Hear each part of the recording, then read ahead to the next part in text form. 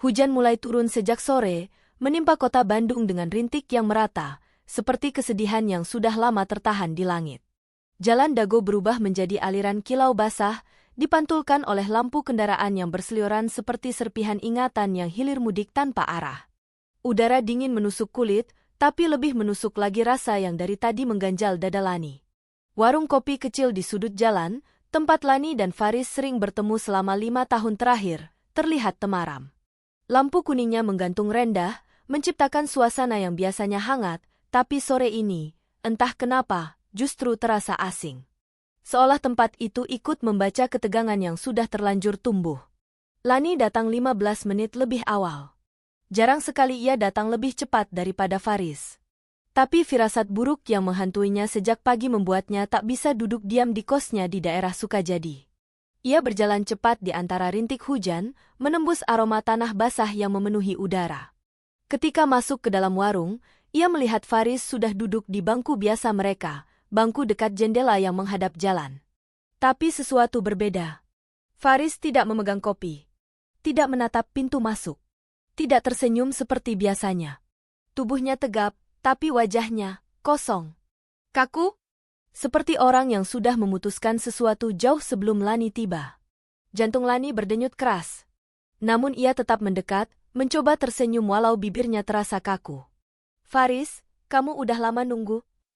Tanyanya pelan. Faris mengangkat wajahnya.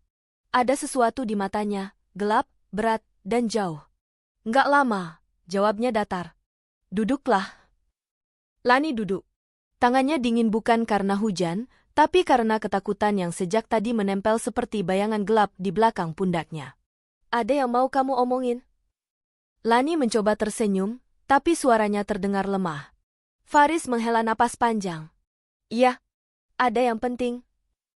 Kata, penting, itu membuat ruangan seolah menyempit. Lani merasakan tubuhnya menegang. Tangannya saling menggenggam di atas meja. Faris menautkan jemarinya, menatap keluar jendela sejenak sebelum kembali menatap wajah Lani. Lani, suaranya bergetar sedikit, tapi tetap terdengar seperti seseorang yang sudah berlatih mengucapkan kalimat itu berulang-ulang. Aku rasa hubungan kita nggak bisa lanjut. Dunia Lani ambruk. Ia merasa seperti terseret ke dalam kehampaan. Apa? Suaranya pecah. Aku mau putus, ulang Faris, lebih tegas. Lani menatapnya tanpa berkedip. Ia menunggu Faris melanjutkan kalimat itu dengan sesuatu yang masuk akal, bahkan kebohongan pun tak apa, asal bisa ia genggam. Tapi yang datang justru pukulan berikutnya. Aku sudah bertemu seseorang, Lan. Tidak, tolong jangan. Lani memejamkan mata sejenak, merasakan dadanya dipukul dari dalam. Siapa? Bisiknya. Namanya Arista. Dokter gigi. Kami kenal waktu aku ikut kegiatan pemeriksaan gigi gratis di ujung Berung bulan lalu. Lani mengerjapkan mata. Dadanya seperti disayat. Jadi kamu selingkuh? Suaranya pelan, tapi jelas. Faris mengusap wajahnya. Aku nggak mau nyebutnya selingkuh. Semuanya terjadi begitu saja. Kami cocok, Lan. Dia dewasa, mandiri, mapan. Dia bikin aku ngerasa aman. Aman? Lani hampir tertawa, tapi yang keluar hanya suara patah. Jadi selama ini aku bikin kamu merasa nggak aman? Faris tidak langsung menjawab. Itu saja sudah cukup bagi Lani untuk tahu jawabannya. Lan, kamu tahu hidup kamu berat. Kamu harus mikirin ibu kamu di Cikutra, adik-adik kamu kerja dari pagi sampai malam. Kamu selalu capek. Kamu punya banyak luka. Dan aku cuma ngerasa, mungkin aku nggak cukup kuat untuk terus ada di samping kamu. Kamu nggak cukup kuat? Atau kamu cuma nggak mau repot? Lani mendesah, menunduk, menahan air mata yang mulai naik ke pelupuk. Faris memejamkan mata. Aku cuma pengen hidup yang lebih baik, Lan. Aku capek jadi laki-laki yang selalu nunggu kondisi kamu stabil dulu baru kita bisa bicara masa depan. Setiap kata Faris terasa seperti pisau yang diputar di dada Lani. 5 tahun. 5 tahun penuh kerja keras, tawa, pertengkaran kecil, mimpi kecil yang tumbuh bersama. Semuanya remuk di meja kecil itu. Lani menelan ludah yang terasa getir. Dan kamu pikir Arista bisa kasih hidup yang lebih baik itu?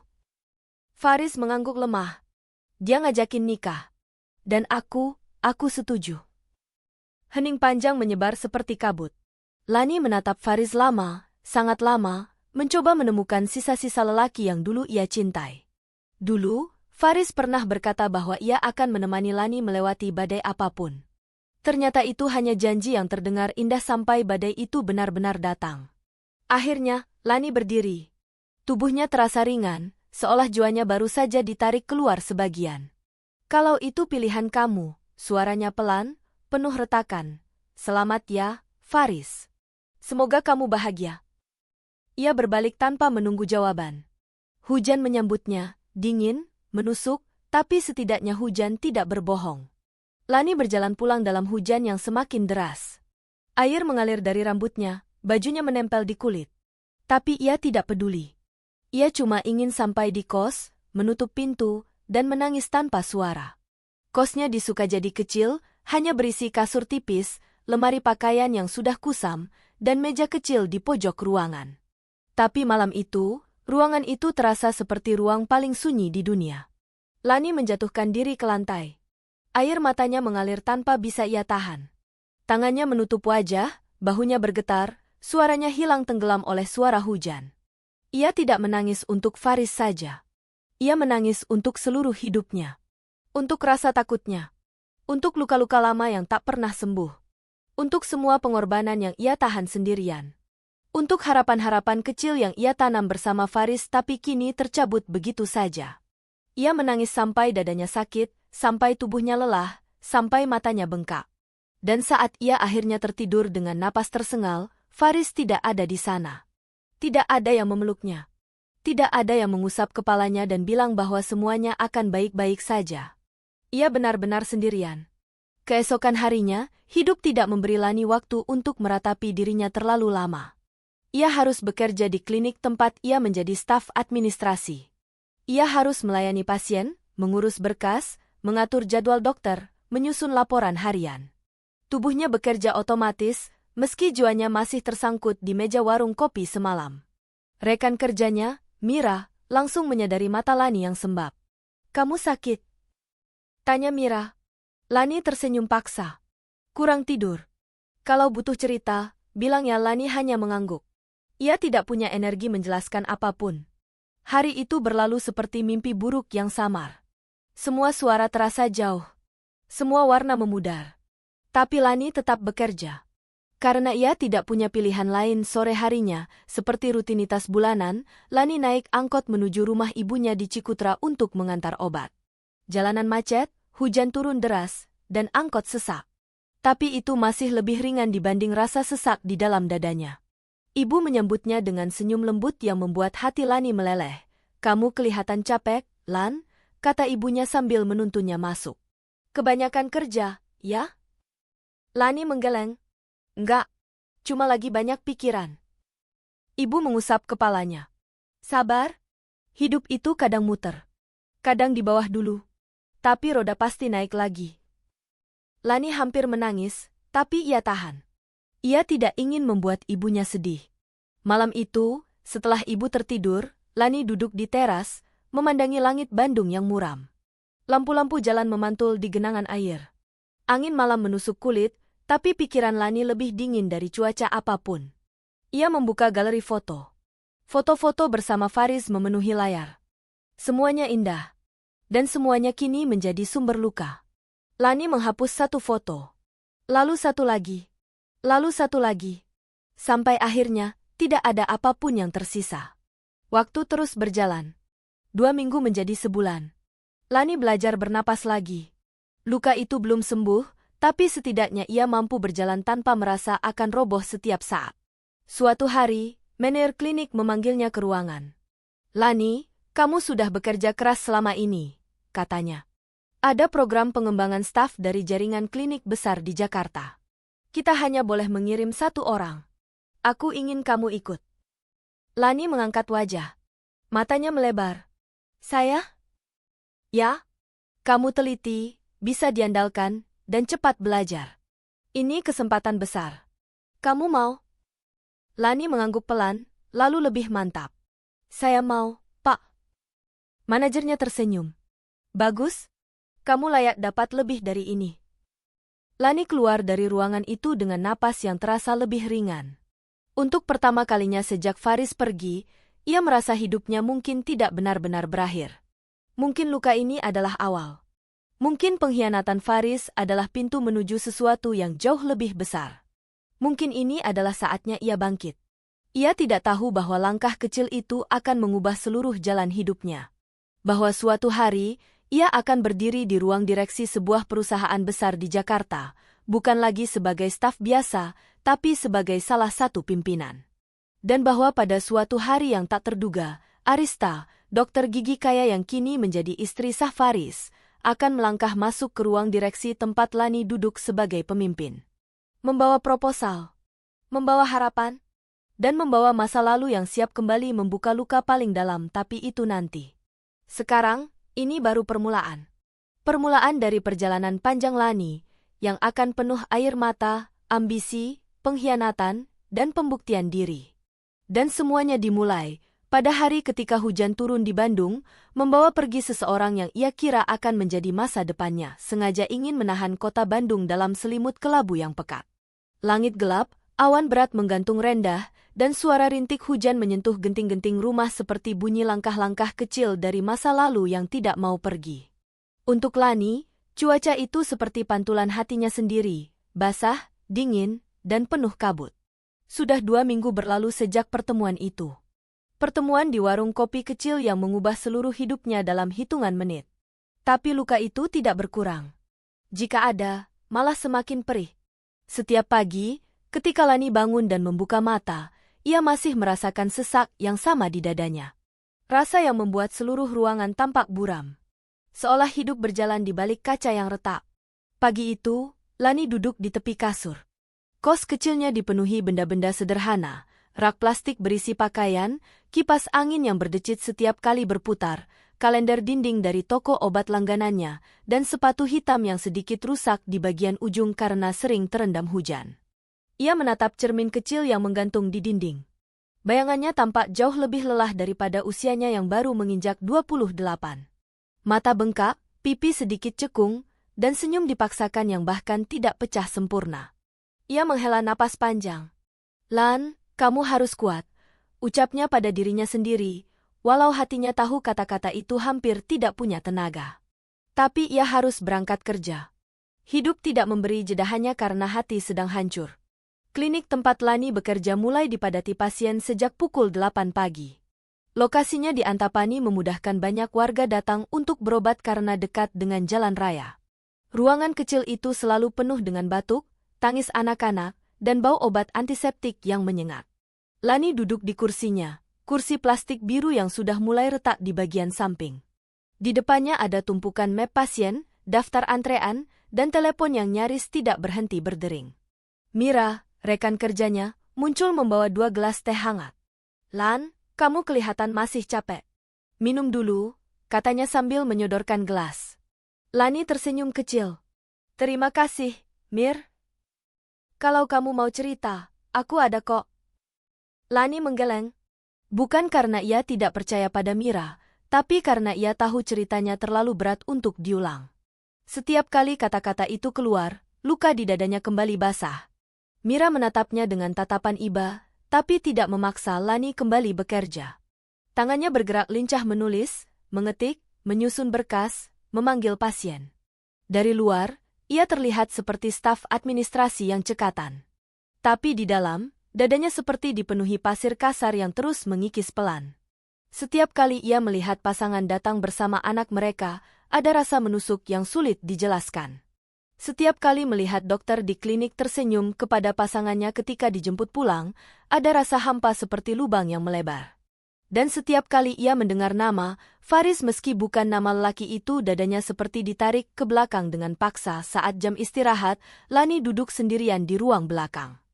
Ia membuka bekal yang ia bawa dari kos, nasi putih, tumis sayur, dan telur dadar. Makanan sederhana yang biasa ia masak tiap pagi. Tapi hari itu, makanan itu terasa hambar. Seolah lidahnya lupa bagaimana cara merasakan apapun. Ia memandang keluar jendela. Hujan turun lagi. Bunyinya lembut tapi menusuk, seperti bisikan masa lalu yang terus memanggilnya kembali. Pikiran Lani terbang ke waktu-waktu sebelum semuanya runtuh. Beberapa tahun lalu, Faris pernah menemaninya ke rumah sakit ketika ibunya menjalani rawat inap. Faris menggenggam tangannya, menepuk pundaknya, dan mengatakan bahwa mereka akan melewati semuanya bersama. Bahwa ia tidak akan pergi. Janji itu kini hanya menjadi debu. Lani menggigit bibir, menahan guncangan kecil yang merambat di dadanya. Ia menutup matanya. Bernapas. Satu-satu. Pelan namun sebelum ia benar-benar tenang, pintu ruang belakang terbuka. Manajer klinik, Pak Dharma, muncul dengan wajah serius. Lani, habis makan sebentar ke ruang saya ya, katanya. Lani mengangguk. Baik, Pak. Begitu Pak Dharma menutup pintu, Mira langsung melongok. Lan. Kamu kenapa dipanggil? Ada masalah? Nggak tahu, jawab Lani sambil membereskan bekalnya. Hati-hati. Biasanya kalau nada Pak Dharma gitu, ada hal penting. Lani mengangguk lagi. Jantungnya berdenyut sedikit lebih cepat. Ruang manajer kecil, hanya ada meja kayu, rak dokumen, dan 2 kursi tamu di depannya. Bau kertas dan tinta printer memenuhi ruangan. Duduk, Lan, kata Pak Dharma sambil membuka map di depannya. Lani duduk. Tangannya refleks saling meremas. Jadi begini, Pak Dharma memulai. Kamu tahu jaringan klinik besar di Jakarta, kan? Yang Bismakesa itu? Lani mengangguk. Mereka punya program pengembangan staf untuk karyawan potensial dari klinik-klinik mitra se-Indonesia. Kita cuma boleh kirim 1 orang. Dan, aku pilih kamu. Lani terpaku. Seolah dunia tiba-tiba berhenti bergerak. Saya? Pak? Tanyanya pelan. Iya. Kamu cepat, teliti, nggak pernah ngeluh. Kamu layak dapat kesempatan ini. Lani menggigit bibir. Perasaan yang sudah lama mati di dalam dirinya tiba-tiba muncul, campuran harapan, takut, dan sesuatu yang mirip nyeri di dada.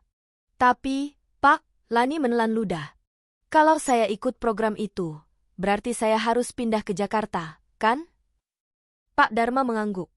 Iya, minimal beberapa bulan. Kalau kamu lolos tahap awal, kamu bisa ditempatkan di kantor pusat mereka. Kantor pusat?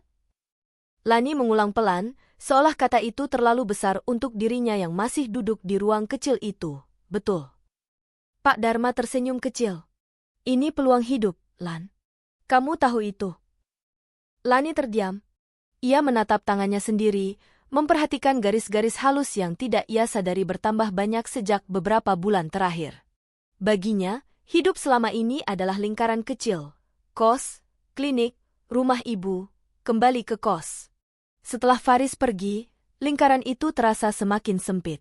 Kini tiba-tiba ada pintu terbuka, mengarah ke dunia yang tidak pernah ia bayangkan bisa ia masuki. Kalau kamu mau, kita segera kirim berkas, lanjut Pak Dharma. Lani mengangkat wajah. Napasnya bergetar. Saya mau, Pak. Kalimat itu mengalir keluar begitu saja. Tidak ada keraguan. Dan saat ia mengucapkannya, Lani merasakan sesuatu bergetar di dalam dirinya, sesuatu yang dulu sempat padam. Keinginan untuk berubah. Keinginan untuk bangkit. Keinginan untuk hidup tanpa bergantung pada siapapun lagi. Faris mungkin telah merobek hatinya, tapi dari sobekan itu, mungkin masih ada ruang untuk sesuatu yang baru tumbuh. Malam itu, Lani pulang ke kos dengan langkah yang masih gemetar. Tapi kali ini bukan karena kesedihan. Ada sesuatu yang berbeda. Sesuatu yang ia belum tahu apakah itu keberanian atau ketakutan. Ia duduk di tepi kasur dan memandangi map berisi dokumen pendaftaran program pelatihan. Semua cepat terjadi.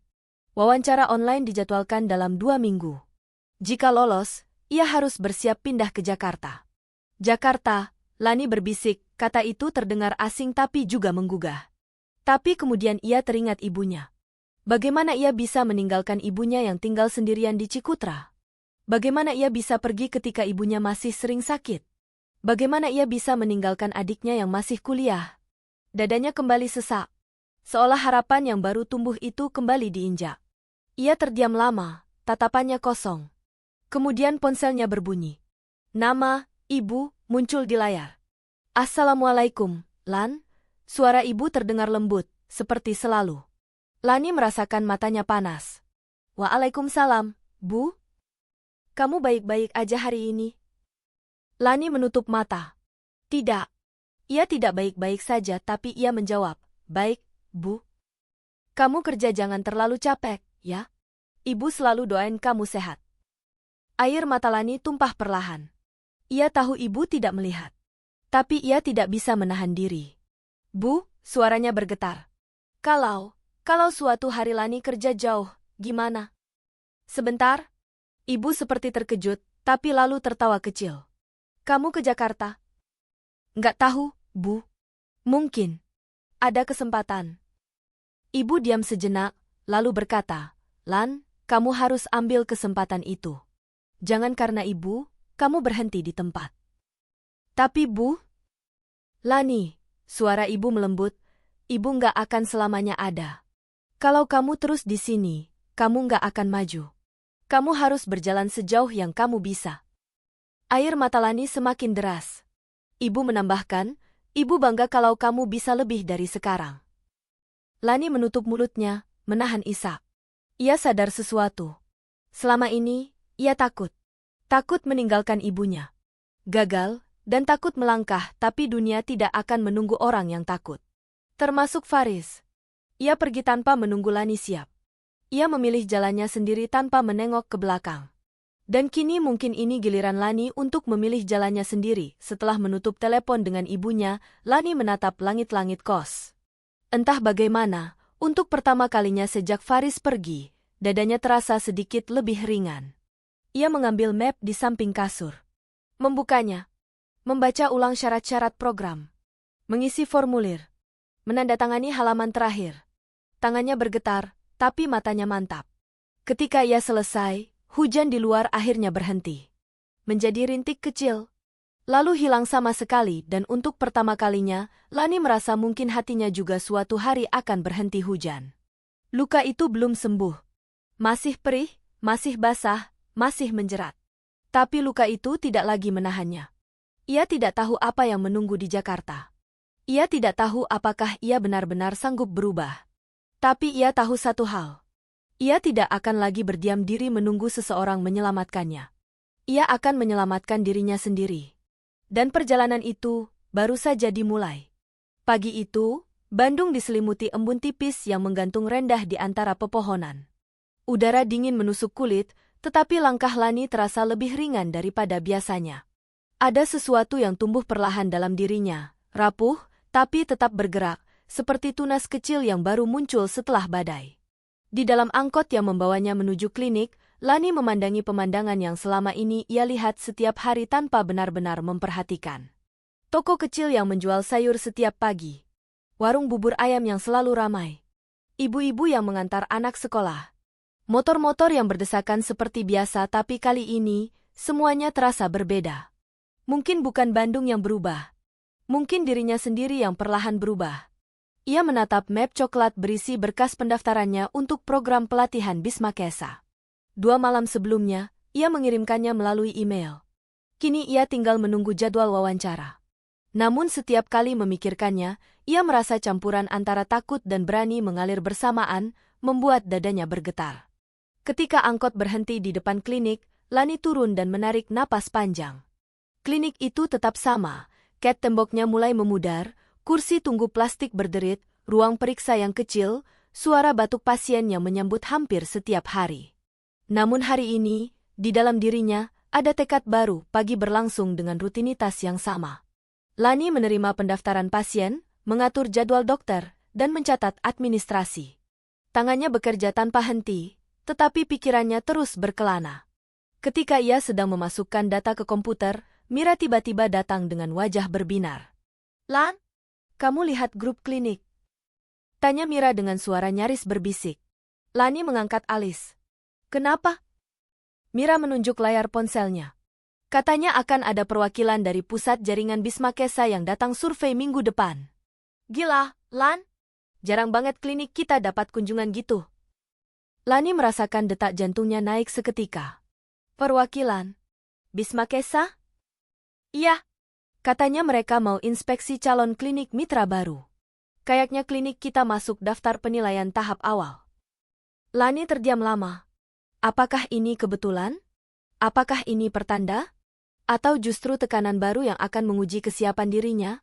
Mira melanjutkan, kalau klinik ini jadi mitra resmi, siapapun yang ikut program pengembangan staf punya peluang gede banget buat ditempatkan di kantor pusat mereka.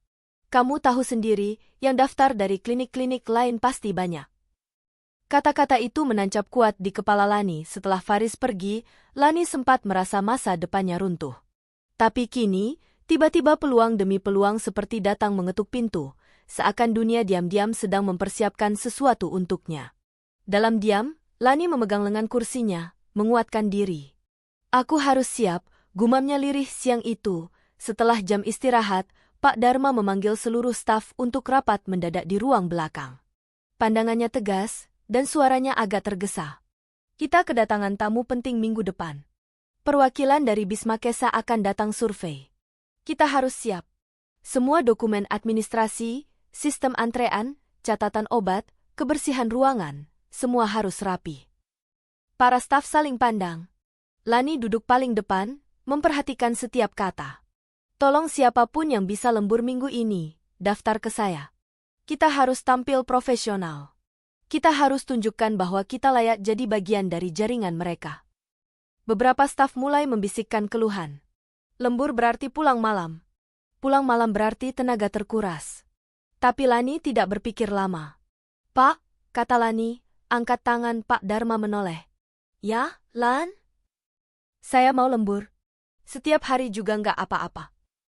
Lani terdiam. Ia menatap tangannya sendiri, memperhatikan garis-garis halus yang tidak ia sadari bertambah banyak sejak beberapa bulan terakhir. Baginya, hidup selama ini adalah lingkaran kecil. Kos, klinik, rumah ibu, kembali ke kos. Setelah Faris pergi, lingkaran itu terasa semakin sempit. Kini tiba-tiba ada pintu terbuka, mengarah ke dunia yang tidak pernah ia bayangkan bisa ia masuki. Kalau kamu mau, kita segera kirim berkas, lanjut Pak Dharma. Lani mengangkat wajah. Napasnya bergetar. Saya mau, Pak. Kalimat itu mengalir keluar begitu saja. Tidak ada keraguan. Dan saat ia mengucapkannya, Lani merasakan sesuatu bergetar di dalam dirinya, sesuatu yang dulu sempat padam. Keinginan untuk berubah. Keinginan untuk bangkit. Keinginan untuk hidup tanpa bergantung pada siapapun lagi. Faris mungkin telah merobek hatinya, tapi dari sobekan itu, mungkin masih ada ruang untuk sesuatu yang baru tumbuh. Malam itu, Lani pulang ke kos dengan langkah yang masih gemetar. Tapi kali ini bukan karena kesedihan. Ada sesuatu yang berbeda. Sesuatu yang ia belum tahu apakah itu keberanian atau ketakutan. Ia duduk di tepi kasur dan memandangi map berisi dokumen pendaftaran program pelatihan. Semua cepat terjadi. Wawancara online dijadwalkan dalam 2 minggu. Jika lolos, ia harus bersiap pindah ke Jakarta. Jakarta, Lani berbisik, kata itu terdengar asing tapi juga menggugah. Tapi kemudian ia teringat ibunya. Bagaimana ia bisa meninggalkan ibunya yang tinggal sendirian di Cikutra? Bagaimana ia bisa pergi ketika ibunya masih sering sakit? Bagaimana ia bisa meninggalkan adiknya yang masih kuliah? Dadanya kembali sesak. Seolah harapan yang baru tumbuh itu kembali diinjak. Ia terdiam lama, tatapannya kosong. Kemudian ponselnya berbunyi. Nama, ibu, muncul di layar. Assalamualaikum, Lan. Suara ibu terdengar lembut, seperti selalu. Lani merasakan matanya panas. Waalaikumsalam, Bu. Kamu baik-baik aja hari ini? Lani menutup mata. Tidak. Ia tidak baik-baik saja tapi ia menjawab, baik, Bu. Kamu kerja jangan terlalu capek, ya? Ibu selalu doain kamu sehat. Air mata Lani tumpah perlahan. Ia tahu ibu tidak melihat. Tapi ia tidak bisa menahan diri. Bu, suaranya bergetar. Kalau suatu hari Lani kerja jauh, gimana? Sebentar. Ibu seperti terkejut, tapi lalu tertawa kecil. Kamu ke Jakarta? Nggak tahu, Bu. Mungkin. Ada kesempatan. Ibu diam sejenak, lalu berkata, Lan, kamu harus ambil kesempatan itu. Jangan karena ibu, kamu berhenti di tempat. Tapi Bu? Lani, suara ibu melembut, Ibu nggak akan selamanya ada. Kalau kamu terus di sini, kamu nggak akan maju. Kamu harus berjalan sejauh yang kamu bisa. Air mata Lani semakin deras. Ibu menambahkan, ibu bangga kalau kamu bisa lebih dari sekarang. Lani menutup mulutnya, menahan isak. Ia sadar sesuatu. Selama ini, ia takut. Takut meninggalkan ibunya. Gagal, dan takut melangkah, tapi dunia tidak akan menunggu orang yang takut. Termasuk Faris. Ia pergi tanpa menunggu Lani siap. Ia memilih jalannya sendiri tanpa menengok ke belakang. Dan kini mungkin ini giliran Lani untuk memilih jalannya sendiri. Setelah menutup telepon dengan ibunya, Lani menatap langit-langit kos. Entah bagaimana, untuk pertama kalinya sejak Faris pergi, dadanya terasa sedikit lebih ringan. Ia mengambil map di samping kasur. Membukanya. Membaca ulang syarat-syarat program. Mengisi formulir. Menandatangani halaman terakhir. Tangannya bergetar, tapi matanya mantap. Ketika ia selesai, hujan di luar akhirnya berhenti. Menjadi rintik kecil. Lalu hilang sama sekali dan untuk pertama kalinya, Lani merasa mungkin hatinya juga suatu hari akan berhenti hujan. Luka itu belum sembuh. Masih perih, masih basah, masih menjerat. Tapi luka itu tidak lagi menahannya. Ia tidak tahu apa yang menunggu di Jakarta. Ia tidak tahu apakah ia benar-benar sanggup berubah. Tapi ia tahu satu hal. Ia tidak akan lagi berdiam diri menunggu seseorang menyelamatkannya. Ia akan menyelamatkan dirinya sendiri. Dan perjalanan itu baru saja dimulai. Pagi itu, Bandung diselimuti embun tipis yang menggantung rendah di antara pepohonan. Udara dingin menusuk kulit, tetapi langkah Lani terasa lebih ringan daripada biasanya. Ada sesuatu yang tumbuh perlahan dalam dirinya, rapuh, tapi tetap bergerak, seperti tunas kecil yang baru muncul setelah badai. Di dalam angkot yang membawanya menuju klinik, Lani memandangi pemandangan yang selama ini ia lihat setiap hari tanpa benar-benar memperhatikan. Toko kecil yang menjual sayur setiap pagi. Warung bubur ayam yang selalu ramai. Ibu-ibu yang mengantar anak sekolah. Motor-motor yang berdesakan seperti biasa tapi kali ini, semuanya terasa berbeda. Mungkin bukan Bandung yang berubah. Mungkin dirinya sendiri yang perlahan berubah. Ia menatap map coklat berisi berkas pendaftarannya untuk program pelatihan Bismakesa. 2 malam sebelumnya, ia mengirimkannya melalui email. Kini ia tinggal menunggu jadwal wawancara. Namun setiap kali memikirkannya, ia merasa campuran antara takut dan berani mengalir bersamaan, membuat dadanya bergetar. Ketika angkot berhenti di depan klinik, Lani turun dan menarik napas panjang. Klinik itu tetap sama, cat temboknya mulai memudar, kursi tunggu plastik berderit, ruang periksa yang kecil, suara batuk pasien yang menyambut hampir setiap hari. Namun hari ini, di dalam dirinya, ada tekad baru, pagi berlangsung dengan rutinitas yang sama. Lani menerima pendaftaran pasien, mengatur jadwal dokter, dan mencatat administrasi. Tangannya bekerja tanpa henti, tetapi pikirannya terus berkelana. Ketika ia sedang memasukkan data ke komputer, Mira tiba-tiba datang dengan wajah berbinar. "Lan, kamu lihat grup klinik?" Tanya Mira dengan suara nyaris berbisik. Lani mengangkat alis. "Kenapa?" Mira menunjuk layar ponselnya. Katanya akan ada perwakilan dari pusat jaringan Bismakesa yang datang survei minggu depan. "Gila, Lan.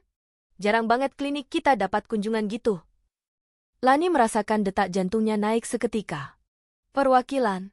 Bismakesa?" "Iya. Katanya mereka mau inspeksi calon klinik mitra baru. Kayaknya klinik kita masuk daftar penilaian tahap awal." Lani terdiam lama. Apakah ini kebetulan? Apakah ini pertanda?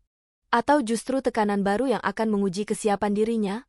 Mira melanjutkan, kalau klinik ini jadi mitra resmi, siapapun yang ikut program pengembangan staf punya peluang gede banget buat ditempatkan di kantor pusat mereka. Kamu tahu sendiri, yang daftar dari klinik-klinik lain pasti banyak. Kata-kata itu menancap kuat di kepala Lani. Setelah Faris pergi, Lani sempat merasa masa depannya runtuh. Tapi kini, tiba-tiba peluang demi peluang seperti datang mengetuk pintu, seakan dunia diam-diam sedang mempersiapkan sesuatu untuknya. Dalam diam, Lani memegang lengan kursinya, menguatkan diri. "Aku harus siap," gumamnya lirih siang itu. Setelah jam istirahat, Pak Dharma memanggil seluruh staf untuk rapat mendadak di ruang belakang. Pandangannya tegas, dan suaranya agak tergesa. Kita kedatangan tamu penting minggu depan. Perwakilan dari Bismakesa akan datang survei. Kita harus siap. Semua dokumen administrasi, sistem antrean, catatan obat, kebersihan ruangan, semua harus rapi. Para staf saling pandang. Lani duduk paling depan, memperhatikan setiap kata. Tolong siapapun yang bisa lembur minggu ini, daftar ke saya. Kita harus tampil profesional. Kita harus tunjukkan bahwa kita layak jadi bagian dari jaringan mereka. Beberapa staf mulai membisikkan keluhan. Lembur berarti pulang malam. Pulang malam berarti tenaga terkuras. Tapi Lani tidak berpikir lama. Pak, kata Lani, angkat tangan. Pak Dharma menoleh. Ya, Lan? Saya mau lembur. Setiap hari juga nggak apa-apa. Beberapa rekan kerja meliriknya dengan tatapan terkejut. Pak Dharma mengangguk puas. Bagus, Lani. Saya memang berharap kamu yang pertama daftar. Kenapa?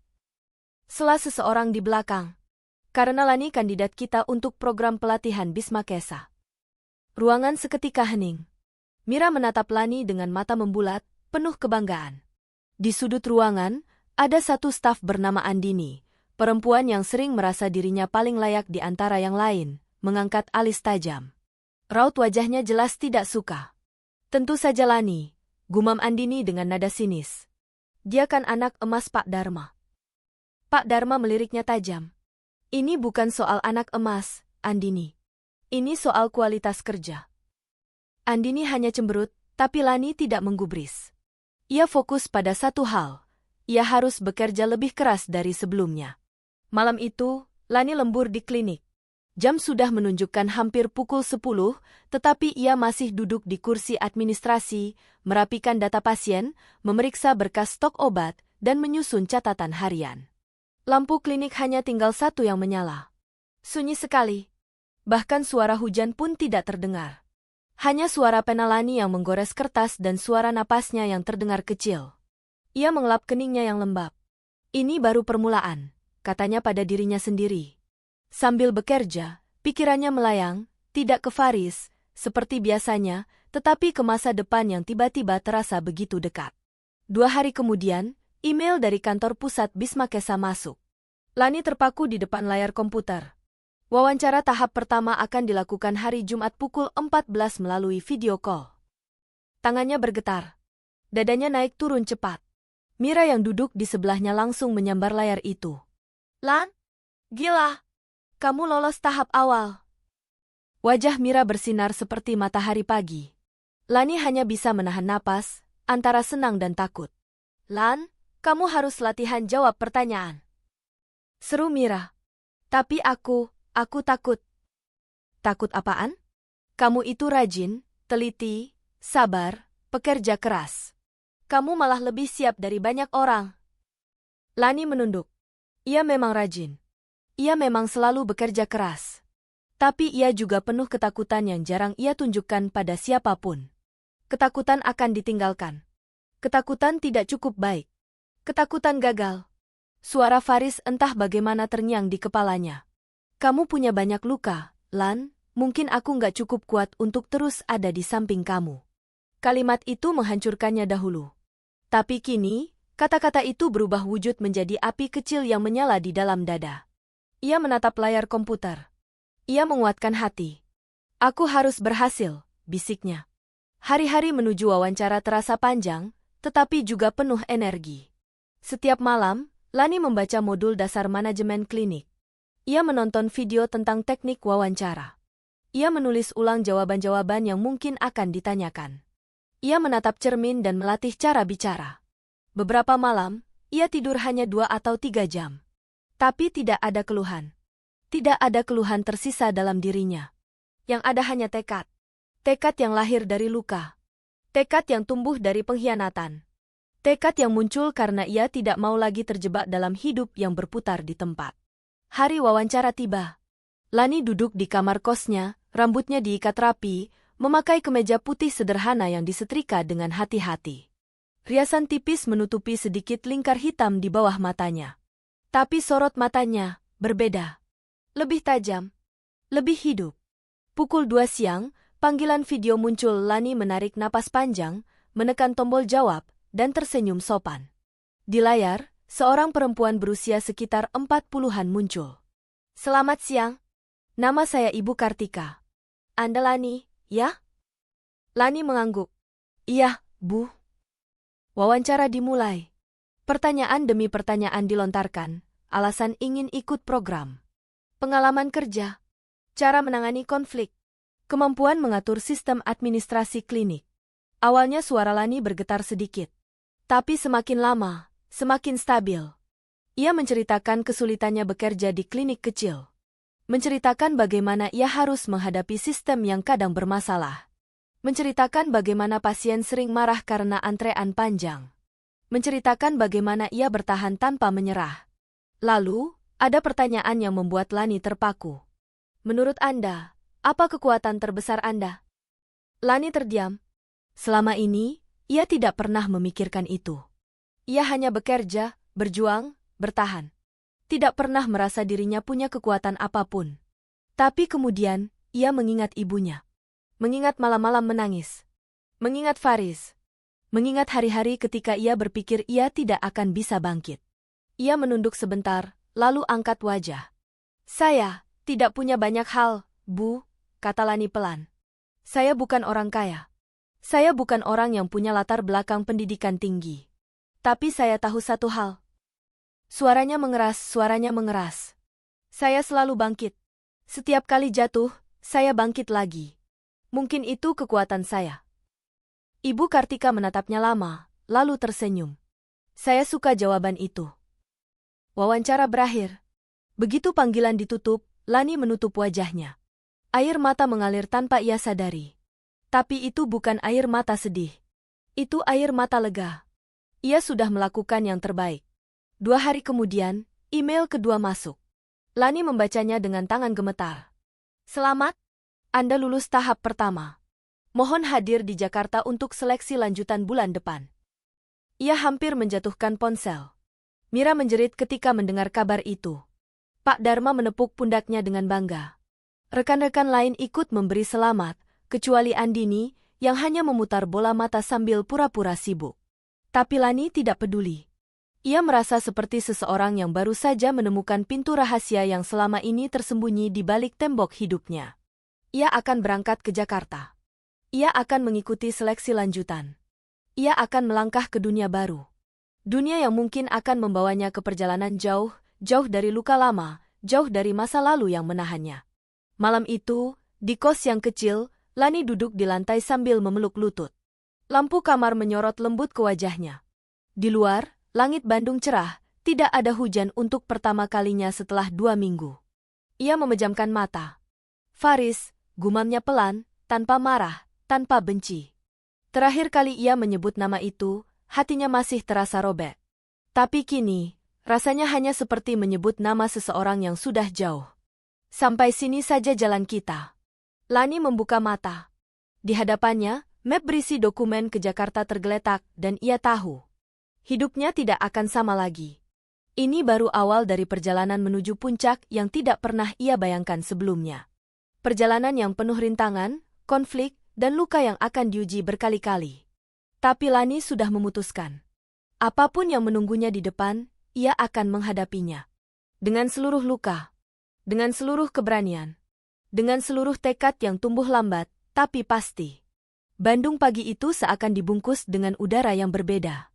Matahari muncul pelan-pelan dari balik gedung-gedung, menciptakan cahaya keemasan yang membias di jendela-jendela rumah. Suhu udara masih dingin, tetapi bagi Lani, ada kehangatan yang sulit dijelaskan dalam napas pertamanya saat membuka mata. Hari ini adalah hari penting. Hari inspeksi tim Bismakesa ke klinik, hari yang bisa menentukan banyak hal. Ia bangun lebih awal daripada biasanya. Bahkan sebelum alarm berbunyi. Sudah pukul 5, dan langit masih gelap. Namun jantungnya berdebar cepat, membuat tidur kembali mustahil. Lani duduk di pinggir kasur, menatap lantai keramik kos yang dingin. Ia menarik napas panjang, mencoba menenangkan diri. Tapi kegelisahan itu terus berputar.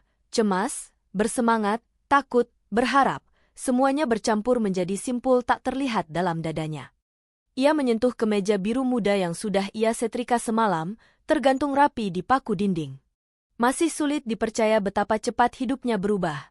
Dulu ia hanya staf yang bekerja diam-diam, tenggelam dalam rutinitas. Sekarang ia berdiri di ambang pintu kesempatan yang bahkan tidak pernah ia bayangkan. Dan yang membuat hatinya bergetar adalah kenyataan bahwa ia akan segera pergi ke Jakarta untuk seleksi lanjutan. Ia akan masuk ke sebuah dunia yang lebih luas, dunia yang mungkin akan mengubah segalanya. Termasuk dirinya. Seusai berpakaian rapi dan mengikat rambutnya tinggi, Lani menatap dirinya di cermin kecil yang sedikit kusam. Di sana, ia melihat seorang perempuan yang berbeda dari beberapa bulan lalu. Bukan lagi perempuan yang menangis dalam diam setelah ditinggalkan Faris. Bukan lagi perempuan yang takut melangkah. Kini ia melihat seseorang yang, meski penuh luka, berdiri dengan lebih tegak. Namun tetap ada sesuatu yang mengganjal. Ada bayangan yang terus membayangi pikirannya, membuatnya sedikit gelisah. Sosok Faris. Wajahnya. Senyumnya yang dulu. Tatapannya ketika ia meminta maaf pada hari terakhir, tatapan yang entah kenapa, tidak sepenuhnya jujur. Tidak seharusnya ia memikirkan Faris lagi. Tapi bayangan itu tidak mau pergi. Sudah, gumamnya pada dirinya sendiri sambil menggeleng pelan. Hari ini bukan tentang dia. Ia mengambil tasnya dan keluar dari kos. Klinik sudah terlihat lebih rapi daripada hari-hari biasa. Kursi plastik yang biasanya berantakan disusun dengan garis lurus.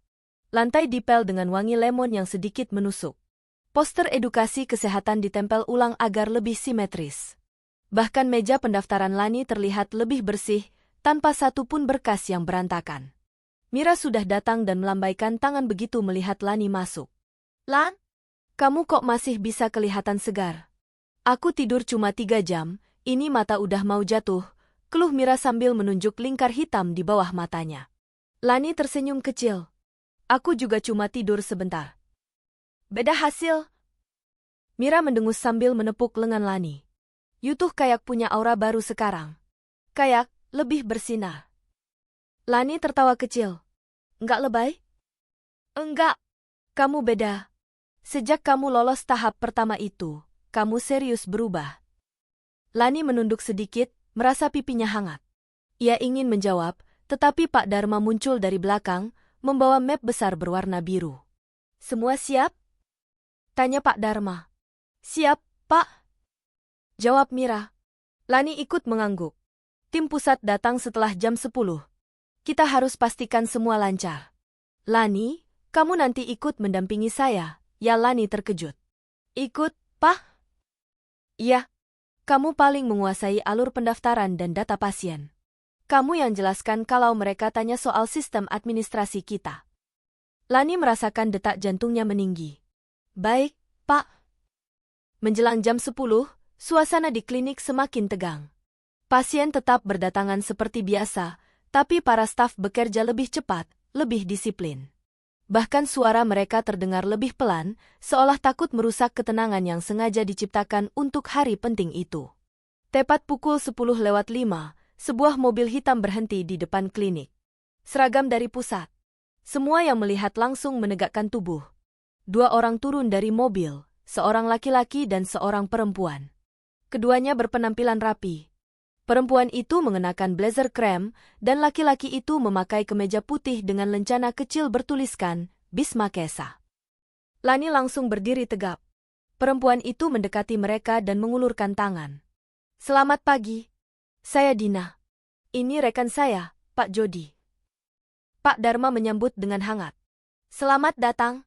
Silakan masuk." Lani menunduk sopan.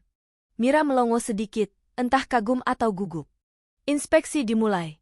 Pertama, mereka mengecek ruang tunggu. Lalu ruang periksa.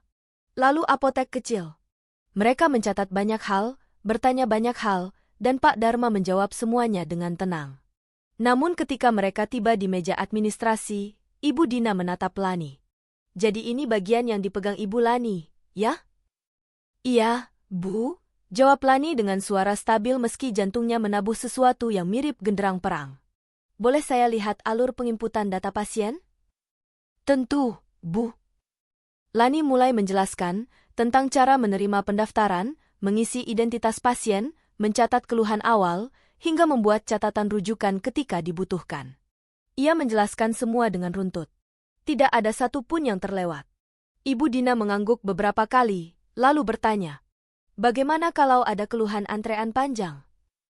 "Kami mendahulukan pasien anak-anak dan manula, Bu. Dan jika antrean terlalu padat, kami buka jadwal tambahan untuk dokter jaga." "Baik. Kalau sistem komputer error?" Lani baru akan menjawab ketika Ibu Dina menambahkan, "Saya tahu klinik kecil sering kesulitan soal ini." Lani mengangguk pelan. Perasaan asing muncul di dadanya. Antara bangga dan terluka sedikit.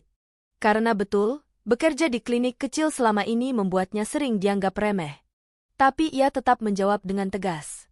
"Kalau sistem error, saya biasanya mengerjakan secara manual, Bu.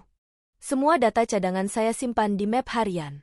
Jadi tidak ada catatan pasien yang hilang." Jody, rekan Ibu Dina, menatapnya lama lalu berkata, "Kamu kerja di sini sudah lama?" 5 tahun, Pak. Sendirian menangani ini semua?" "Seringnya begitu, Pak." Ada keheningan kecil. Lani sempat meragukan dirinya, apakah ia terlalu jujur? Tapi kemudian Ibu Dina tersenyum kecil. "Bagus." 2 huruf itu, singkat, sederhana, tapi terasa seperti cahaya yang menimpa hatinya yang selama ini dipenuhi bayangan. Inspeksi berlangsung sampai hampir 1 jam. Setelah itu, tim Bismakesa berpamitan dan menuju mobil. Sebelum masuk, Ibu Dina sempat berbalik dan menatap Lani. "Terus asah kemampuanmu. Kamu punya potensi besar." Lani terpaku. Itu bukan kalimat motivasi standar. Tatapan Ibu Dina serius dan tegas, seperti seseorang yang tahu apa yang ia lihat. Setelah mobil pergi, Lani masih berdiri di tempat. Mira mengguncang bahunya. "Lan, kamu hebat banget tadi." "Serius, Lan? Kamu kelihatan profesional banget," tambah salah satu perawat. Pak Dharma menepuk pundaknya 2 kali. "Ini bagian kamu bersinar, Lani." Lani menelan napas yang terasa menekan dadanya dari dalam. Ia tidak ingat kapan terakhir kali seseorang berkata ia bersinar. Siang itu berlalu dengan lega yang panjang. Klinik kembali normal setelah perwakilan pusat pergi. Tapi hati Lani tidak kembali normal. Rasanya seperti arus deras yang baru saja dibuka setelah lama tersumbat. Ia kembali ke meja kerjanya, tetapi sulit untuk fokus. Kalimat Ibu Dina terus menggemakan getaran kecil di dadanya. "Kamu punya potensi besar." Ia memegang kemejanya di dada, merasakan debar yang belum juga reda. Bagaimana mungkin hanya 1 kalimat membuatnya hampir ingin menangis? Ia sadar, selama ini, ia hidup dalam dunia yang sempit, penuh batas tak terlihat. Batas ekonomi, batas trauma keluarga, batas luka dari masa lalu, batas nilai diri yang selalu ia ragukan. Tapi kini batas itu mulai retak. Malam itu, hujan turun lagi, tapi lebih ringan. Rintiknya lembut, bukan badai. Setelah lembur sebentar untuk menyelesaikan laporan harian, Lani pulang ke kos. Ia melepas sepatunya, duduk di lantai, dan menatap berkas untuk keberangkatannya ke Jakarta. Tapi tiba-tiba, ponselnya bergetar. Nomor tidak dikenal. Lani mengerutkan kening. Jarang sekali ia mendapat telepon dari nomor asing malam-malam begini. Ia ragu beberapa detik, tapi kemudian mengangkat. "Halo?" Ada jeda. Suara nafas terdengar pelan di seberang. Kemudian, "Lan, ini aku." Dunia Lani berhenti. Suaranya, suara itu. "Faris." Dadanya yang tadinya hangat langsung serasa ditarik ke dasar bumi. Lani tidak menjawab. Ia hanya menutup mata, jantungnya berdegup keras, tangan yang menggenggam ponsel mulai bergetar. "Lan, kamu masih bangun?" Suara Faris terdengar pelan. "Berhati-hati." Bahkan sedikit menyesal? Lani membuka mata. "Kenapa kamu telepon?" Suaranya nyaris tidak terdengar. Aku dengar kamu mau ke Jakarta." Lani terdiam. Seluruh tubuhnya terasa kaku. "Dari siapa?" tanyanya akhirnya. "Dari Mama," jawab Faris lirih. "Mama masih kenal sama manajer klinik kamu. Tadi Mama nelpon aku. Katanya kamu keterima seleksi Bismakesa." Lani merasakan gelombang panas menjalar dari dada ke lehernya. Jadi begitu? Kota ini memang kecil. Dunia mereka pernah satu lingkaran, dan rupanya masih tersisa sisa-sisa yang menghubungkan mereka. "Kamu hebat, Lan," kata Faris pelan. "Aku bangga." Kalimat itu seharusnya membuatnya tersentuh. Dulu, sangat dulu, kalau Faris mengatakan hal seperti itu, Lani akan tersenyum dan memeluknya. Tapi malam ini, kalimat itu justru menyakitinya. Bukan karena pujiannya salah, tapi karena ia tidak lagi punya hak untuk mengucapkannya. Lani menarik napas, mencoba menstabilkan suara. Apa kamu telepon cuma untuk bilang itu? Aku juga ingin ketemu kamu. Hening panjang menyusul. Hening yang berat. Hening yang memaksa Lani merasakan seluruh denyut di tubuhnya. Akhirnya ia menjawab. Untuk apa? Karena ada yang perlu aku jelaskan. Ada yang belum kamu tahu. Dadanya seperti diremas. Ada sesuatu yang gelap merayap di benaknya, campuran rasa ingin tahu, takut, dan kesal. Faris, suara Lani rendah dan tajam. Kita sudah selesai. Aku tahu, suara Faris bergetar. Tapi kamu berhak tahu kebenarannya sebelum kamu pergi jauh. Aku nggak butuh itu. Tolong, potong Faris cepat, seperti takut kehilangan kesempatan. Sekali ini aja. Aku cuma minta waktu sebentar. Hujan turun sejak pagi, membasahi jalan-jalan Bandung seolah sedang mempersiapkan pertarungan batin yang akan terjadi nanti sore. Udara lembab memenuhi ruang-ruang sempit antara bangunan, dan angin berhembus membawa aroma tanah basah yang menusuk hidung. Lani bangun dengan dada yang terasa tegang. Hari ini, ia harus bertemu Faris. Ia seharusnya memikirkan keberangkatannya ke Jakarta, persiapan administrasi, kemungkinan lolos tahap seleksi berikutnya. Tetapi sejak telepon dari Faris semalam, pikirannya tidak bisa fokus pada apapun. Ia seperti kembali ditarik oleh masa lalu, meski dirinya sudah melangkah jauh. Kenapa aku harus ketemu dia? Gumamnya sambil menatap langit-langit kamar. Bukan karena ia ingin mendengar apapun dari Faris. Bukan karena ia ingin membuka pintu lama. Tetapi karena ia takut ada sesuatu yang bisa mengganggu hidup barunya jika tidak diselesaikan. Ia memilih menyelesaikan semuanya, walau itu berarti membuka luka yang belum benar-benar kering. Pekerjaan di klinik terasa lebih berat dari biasanya. Walau pasien tidak lebih banyak dari hari-hari sebelumnya, rasanya setiap suara seperti menjadi gema yang mengganggu pikirannya. Mira menatapnya beberapa kali. Lan, kamu nggak apa-apa? Kok kelihatan pucat? Lani menggeleng pelan. Cuma kurang tidur. Kamu mikirin wawancara lanjutan? Sebagian. Sebagian lagi? Lani tidak menjawab. Ia hanya tersenyum tipis sebagai tanda bahwa ia tidak ingin membahasnya. Saat jam menunjukkan pukul 5 sore, cuaca tiba-tiba berubah dingin. Langit menghitam. Hujan turun lagi, kali ini lebih deras, menghantam genting dan jendela klinik dengan suara seperti ribuan jarum kecil. Lani merapatkan jaket tipisnya. Ia tahu Faris menunggu. Meski setiap langkah terasa berat, ia tetap berjalan. Pertemuan mereka disepakati di sebuah warung kopi kecil di daerah Cimanuk, tempat yang dulu sering mereka datangi bersama.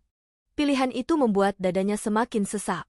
Saat ia tiba, hujan masih menggerojok atap seng warung. Lampu-lampu kuning kecil menggantung, menciptakan suasana hangat meski udara dingin menusuk. Dan di sana, di meja paling pojok, Faris duduk. Ia menoleh ketika Lani masuk. Wajahnya tampak lebih tirus dari terakhir kali Lani melihatnya. Rambutnya sedikit lebih panjang. Sorot matanya tampak menahan sesuatu yang sulit diungkapkan lebih panjang. Lani berdiri membeku selama beberapa detik, pertama karena terkejut bahwa hatinya masih bereaksi, kedua karena ia merasa seperti sedang menatap sosok asing dalam tubuh seseorang yang pernah sangat ia kenal. Faris berdiri pelan. Lan? Lani membuka jaketnya, meletakkannya di kursi, dan duduk tanpa memandang Faris langsung. Apa yang mau kamu jelaskan? Tanyanya dingin. Faris menghela napas panjang. Suaranya serak. Aku nggak tahu harus mulai dari mana. Dari awal. Jawab Lani tanpa emosi. Faris menelan ludah. Ia menunduk, memegang cangkir kopi yang sudah setengah dingin. Lan, waktu aku mutusin kamu, waktu aku pergi, aku punya alasan. Alasan yang waktu itu aku nggak bisa bilang. Lani mengepalkan tangannya di bawah meja. Kamu pergi karena kamu ketemu perempuan lain, jawabnya datar. Dan kamu nikah sama dia. Itu saja cukup jadi alasan. Faris menggeleng pelan, wajahnya tegang. Bukan itu, Lan. Lani tersenyum pahit. Faris, kamu nggak perlu membah. Aku nggak selingkuh. Kata itu membuat Lani terpaku. Ia menatap Faris untuk pertama kali sejak datang. Jangan bohong, suaranya rendah, hampir bergetar. Aku lihat sendiri fotonya. Foto kamu sama dokter itu. Kalian sudah lamaran waktu kamu masih sama aku. Kami memang lamaran. Tapi bukan karena aku cinta dia. Lani mengerutkan alis. Ada rasa marah yang meledak pelan di dadanya. Faris menunduk lebih dalam, suaranya pecah. Aku dipaksa. Kata itu membuat waktu berhenti. Dipaksa? Lan, Faris melanjutkan, keluarga aku, mereka punya hutang besar ke keluarga calon istriku waktu itu. Ayahku, waktu itu baru bangkrut. Usahanya jatuh. Kami hampir kehilangan rumah. Hampir kehilangan semuanya. Dan satu-satunya cara untuk menutup hutang itu adalah, aku menikah sama anak mereka. Lani merasakan darahnya berhenti mengalir. Apa? Bisik Lani. Faris mengangguk lemah. Mereka butuh aku masuk ke keluarga itu untuk menutup aib. Untuk menyeimbangkan kekuasaan. Keluarga itu, kaya, Lan. Punya pengaruh besar di sektor kesehatan. Kamu tahu dia dokter gigi, kan? Praktek keluarganya besar. Mereka butuh nama keluarga kami karena kami punya reputasi bersih di bidang layanan kesehatan. Lani merasakan pusing menghantam kepalanya. Jadi, kamu menikah bukan karena cinta? Tapi karena hutang? Faris mengangguk. Dan kamu nggak bilang apa-apa ke aku? Aku nggak mau kamu ikut terbebani. Aku nggak mau kamu terseret masalah keluargaku. Aku pikir, kalau aku menjauh, kalau aku putus dari kamu secara kejam, kamu akan membenciku dan move on. Kamu bisa lanjut hidup tanpa aku narik kamu ke dalam kekacauan keluargaku. Lani merasa dadanya sesak sekali, sampai sulit bernapas. Kenapa kamu nggak biarkan aku memutuskan sendiri? Tanya Lani pelan, suaranya pecah. Aku takut kamu memilih tetap sama aku, jawab Faris cepat. Dan kalau itu terjadi, keluargamu bisa ikut kena. Aku nggak mau kamu jadi korban. Aku lebih pilih kamu benci aku daripada kamu hancur karena keluargaku. Perlahan, Lani menutup wajahnya dengan tangan. Ia tidak tahu harus merasa apa marah. Sedih? Tersentuh? Terluka lagi? Ia tidak tahu. Faris menatapnya, matanya memerah. Lan, pernikahan itu bukan yang aku mau. Aku nggak pernah berhenti mikirin kamu. Bahkan setelah aku nikah, aku nyesel setiap hari. Lani mengangkat wajah perlahan. Tapi kamu tetap menikah. Karena aku nggak punya pilihan. Dan kamu pikir aku punya pilihan ketika kamu pergi begitu saja? Tanya Lani dengan suara pecah. Faris terdiam. Lani melanjutkan, matanya basah tetapi tatapannya tajam. Kamu tahu apa yang aku rasakan waktu itu? Kamu bilang kamu pergi supaya aku bisa move on. Faris, kamu merampas kesempatan aku untuk memilih. Kamu memutuskan semuanya sendiri. Kamu pikir aku lemah? Kamu pikir aku nggak sanggup menghadapi masalah bersamamu? Faris menunduk, suaranya nyaris seperti bisikan. Aku pikir, aku melindungi kamu. Nyatanya kamu menghancurkan aku. Ucap Lani tanpa gemetar, meski isi hatinya seperti retak. Keheningan tebal memenuhi ruang kecil itu. Hanya suara hujan deras yang memukul atap seng warung, seakan ikut menjadi saksi percakapan yang seharusnya terjadi dulu, tapi baru dilakukan sekarang. Setelah beberapa menit, Faris kembali bicara. Aku sekarang sudah resmi cerai. Lani tersentak. Matanya membesar. Faris melanjutkan dengan suara berat. Pernikahan itu nggak pernah benar-benar berjalan. Dia juga nggak bahagia. Dia mencintai laki-laki lain, tapi keluarganya paksa dia buat nikah sama aku. Kami sama-sama korban, Lan. Lani menelan ludah keras. Aku cerai 3 bulan lalu, sambung Faris. Tapi aku nggak berniat balik ke kamu. Aku tahu kamu benci aku, dan aku pantas dibenci. Kalau kamu nggak berniat balik, Lani menarik napas dalam, mencoba menahan gemetar. Kenapa kamu telepon? Faris menatapnya, dan untuk pertama kalinya sejak Lani datang, lelaki itu tampak seperti seseorang yang benar-benar hancur. Karena aku tahu kamu akan pergi ke Jakarta. Dan kamu akan bertemu dia. Lani terdiam. Siapa? Tanyanya perlahan. Faris menelan ludah. Tangannya mengepal seperti menahan sesuatu. Dokter itu, jawab Faris pelan. Mantan istriku. Jantung Lani berhenti selama 1 detik. Faris melanjutkan, dengan suara yang semakin berat, dia bekerja di jaringan Bisma Kesa, Lan. Di kantor pusat Jakarta. Dan lebih parahnya lagi. Ia menarik napas panjang, seperti seseorang yang akan menjatuhkan kebenaran pahit yang sudah lama ia simpan. Dia bagian dari manajemen senior. Kemungkinan besar kamu akan ketemu dia dalam seleksi lanjutan nanti. Dunia Lani serasa runtuh. Seluruh cahaya yang ia bangun dengan susah payah, seluruh percikan harapan, seluruh langkah menuju babak baru. Tiba-tiba bergeser arah. Faris menatapnya, dan suaranya pecah. Aku takut dia akan memandang kamu sebagai ancaman. Lani membeku. Ancaman? Faris menunduk dalam, hampir berbisik. Dia tahu betapa aku mencintai kamu dulu, dan mungkin masih. Kursi yang Lani duduki seakan hilang pijakannya. Telinganya berdenging. Hatinya terasa seperti ditarik dari dalam. Kamu harus hati-hati, Lan. Suara Faris nyaris putus. Dunia mereka keras. Mereka licik. Mereka berpengaruh. Dan dia bukan perempuan yang akan tinggal diam. Lani memejamkan mata, menahan napas, tenggorokannya tercekat. Hujan di luar semakin deras. Petir menyambar sekali, memecah langit malam. Lani membuka mata dan menatap Faris, tatapan yang tidak lagi penuh cinta, tetapi penuh kesadaran baru. Kamu pikir aku nggak kuat menghadapi masalah keluarga kamu dulu, katanya pelan namun tajam. Sekarang kamu bilang aku harus hati-hati menghadapi mantan istrimu. Mereka berbahaya, Lan, bisik Faris. Aku cuma takut. Aku nggak butuh kamu takut untuk aku lagi. Faris terdiam, matanya membesar. Lani berdiri pelan, mengambil jaketnya, dan tanpa mengalihkan pandangan dari Faris, ia berkata dengan suara yang paling stabil yang pernah ia gunakan dalam hidupnya. Sekarang aku bukan perempuan yang kamu tinggalkan dulu. Faris tampak terkejut. Lani menyambar tasnya, lalu menambahkan. Kamu terlambat memberitahu. Dan aku tidak akan mundur. Faris membuka mulut, tetapi tidak ada kata yang keluar.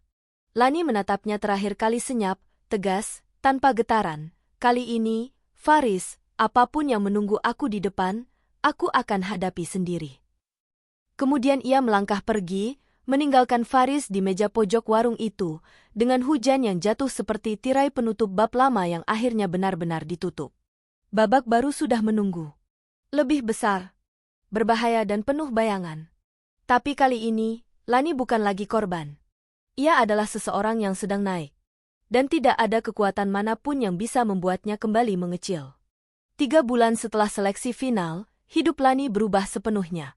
Ia kini memimpin Bisma Kesa cabang Lembang, berdiri sebagai perempuan yang tidak lagi dibayangi masa lalu.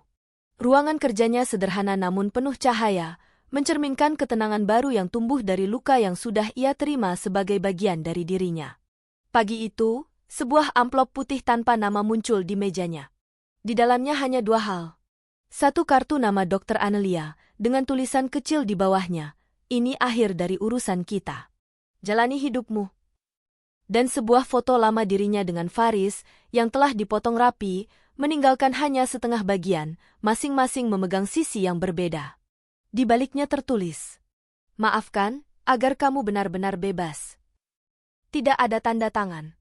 Tapi Lani tahu, itu penutup dari seseorang yang pernah menjadi pusat luka paling dalam di hidupnya. Ia menyimpan keduanya ke dalam laci. Bukan sebagai kenangan, tapi sebagai bukti bahwa masa lalu akhirnya berhenti mengejarnya. Sore harinya, setelah peresmian cabang baru, Lani berdiri sendirian di depan kaca besar gedung itu. Ia melihat pantulan dirinya, tenang, tegar, dan tidak lagi menunggu siapapun untuk menyelamatkannya. Ia berbisik pelan. Semua sudah selesai. Tidak ada air mata.